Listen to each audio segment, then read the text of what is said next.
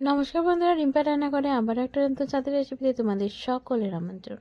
দেখতেই পাচ্ছ মসুর ডাল আর লাউ শাক, দেখেই বুঝতে পারছো আশা করি এটা কি রান্না হবে। হ্যাঁ, লাউ শাক দিয়ে আজকে মসুর ডাল বানাবো। দেখো, ডালটা আমি সিদ্ধ করতে দিয়ে দিয়েছি। আর আমার তো ডাল সিদ্ধ করতে গেলে এইভাবে উপচে পড়ে। জানি ডালটা ভালোভাবে ধুলে বারবার করে ফেনাটা যদি ধুয়ে ফেলে দেওয়া হয় তাহলে আর এইভাবে ফেনা ওঠে না, বা ওপর দিয়ে একটু তেল দিয়ে দিলে তাহলে ওঠে না। কিন্তু আমি তো ম্যাক্সিমাম দিন এইভাবেই ডাল ভাপাই, তাই সেটাও তোমাদের সাথে শেয়ার করে দিলাম। লাউ শাকগুলো তারপরে ধুয়ে তুলে দিলাম, বেশ কিছুক্ষণ সিদ্ধ করে নিয়েছি। লাউ শাকটা বেশ সিদ্ধ হয়ে এসছে, আর এই যে ডালগুলোও কিন্তু বেশ সিদ্ধ হয়ে এসছে। ডাল আর লাউ শাক ভালো মতো সিদ্ধ হয়ে গেছে। এবার বাকি রান্নাটা ঝটপট করে নেব। খুবই ছোট্ট একটা ভিডিও নিচ্ছি, তাই অনুরোধ করবো প্রত্যেক বন্ধুদের একটা লাইক দিয়ে পুরো ভিডিওটা দেখার। আর যারা নতুন এসছো তারা অবশ্যই চ্যানেলটা সাবস্ক্রাইব করে দিও। তারপরে দেখো, এই যে কড়া বসিয়ে দিয়েছি। কড়া তো আমার গরম হয়ে গেছে। এরপর আমি সরিষার তেল দিয়ে দিলাম। অবশ্যই রান্নাটা সরষের তেলে করার চেষ্টা করো, তাহলে এই লাউ শাক আর ডালটা অসম্ভব সুন্দর হয়। তেলটা গরম তো হয়ে গেছে, ধোঁয়া উঠছে খুব সুন্দরভাবে।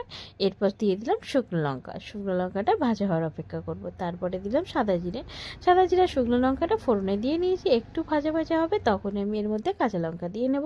কাঁচা লঙ্কাটা দিলে এই রান্নার টেস্টটা আরও সুন্দর হয়। কাঁচা লঙ্কাটা দিয়ে নেওয়ার পরে আর একটু নেড়ে চেড়ে ভেজে নেব। কাঁচা লঙ্কা, শুকনো লঙ্কা আর সাদা জিরেটা বেশ ভালো মতো ভেজে নেবো। সাদা জিরে যখন দেখবো হালকা হালকা লালচে লালচে হয়ে আসছে, তখন এর মধ্যে কি করবো বলো তো? এর মধ্যে আমি দিলাম রসুন কুচি আর আদা কুচি। আমি এগুলোকে কেকারে ঘষে নিয়েছিলাম, কারণ এগুলোকে নতুন করে আর বাটার কোনো ব্যাপার ছিল না। একটু খাঁচা খাঁচা আদা থাকলে বেশ ভালো লাগে। রসুনটাকে আমি থেতো করে নিয়েছিলাম। ব্যাস, তারপরে এগুলো যখন একটু ভাজা হয়ে গেছে, একটা পেঁয়াজকে আমি এরকম লম্বা লম্বা করে কুচিয়ে নিয়েছিলাম। তোমরা চাইলে এটাকে পেঁয়াজটাকে কেকারে ঘষে দিতে পারো, তবে আমি বলবো পেঁয়াজ অবশ্যই কুচিয়েই ব্যবহার করো, তাতে রান্নার টেস্টটা বেশ ভালো হবে। তারপরে দেখো, এই যে একটু পেঁয়াজটা নরম হতেই আমি এখানে কাশ্মীরি লঙ্কার গুঁড়ো দিয়ে দিলাম, যাতে রান্নার কালারটা খুব সুন্দর আসে। এটা কিন্তু অপশনাল, তোমরা এটা ব্যবহার করতেও পারো, আর যদি কেউ না চান নাও করতে পারো। তারপরে একটু হলুদ গুঁড়ো দিয়ে দিলাম। হলুদ গুঁড়োটা দিয়ে নেবার পর একটু নেড়ে চেড়ে নেবো, যাতে কালারটা আরও ভালো সুন্দর আসে। ব্যাস, তারপরে এর মধ্যে আমি আর একটা জিনিস অ্যাড করবো, সেটা হচ্ছে ধনে গুঁড়ো। আমি জিরে গুঁড়ো এখানে ব্যবহার করছি না, কারণ আমি জিরে ফোড়নও দিয়েছি তার জন্য। ধনে গুঁড়োটাও অপশনাল, তোমাদের যদি মনে হয় তোমরা দিতে পারো, আর কেউ যদি না চাও না দিতে পারো। তবে এতে এর টেস্টটা বেশ ভালোই এসেছিলো। অসম্ভব অসম্ভব অসম্ভব সুন্দর এই ডালটা হয়েছিল। একবার খেলে তোমাদের বারবার খেতে ইচ্ছে করবে, এটুকু বলতে পারি। তারপরে দেখো, এগুলোকে বেশ সুন্দরভাবে কষিয়ে নেব, খুব সুন্দরভাবে ভেজে নেব। তোমরা যদি এখানে কেউ টমেটোর অ্যাড করতে চাও তাহলে আমি বলবো সে এমনটা ব্যবহার করতে পারো। তবে একবার টমেটো ছাড়াও এই ডালটা বানিয়ে দেখো, খুব সুন্দর লাগবে। আমি ভাবতেও পারিনি ডালটা এতটা সুন্দর হবে। তারপরে দেখো, এইভাবে আমি ডালটাকে দিয়ে নিলাম।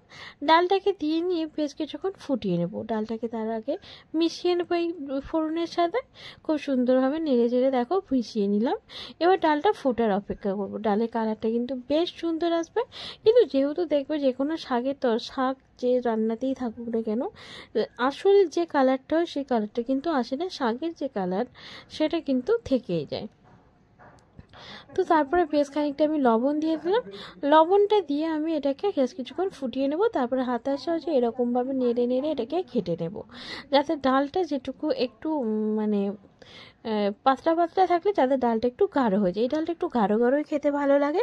তারপরে বেশ সুন্দরভাবে একটু লবণ আর ঝালটাকে একটু চেক করে নেব। ওপর দিয়ে চাইলে একটা কেউ এখানে ঘি ব্যবহার করতে পারো, কিন্তু আমি করিনি, কারণ আমার ঘিটা মোটেও পছন্দ না। তারপরে দেখো, এটাকে খুব সুন্দরভাবে ফুটিয়ে নিয়েছি। কেউ চাইলে চারটে চিনি দানাও দিতে পারো। ডাল কিন্তু পুরো রেডি। এটা অসম্ভব টেস্টি হয়েছিল খেতে। আর একটা কথা এখানে বলতে চাই, একবার রান্না করে অবশ্যই খেও। ধন্যবাদ সকলকে।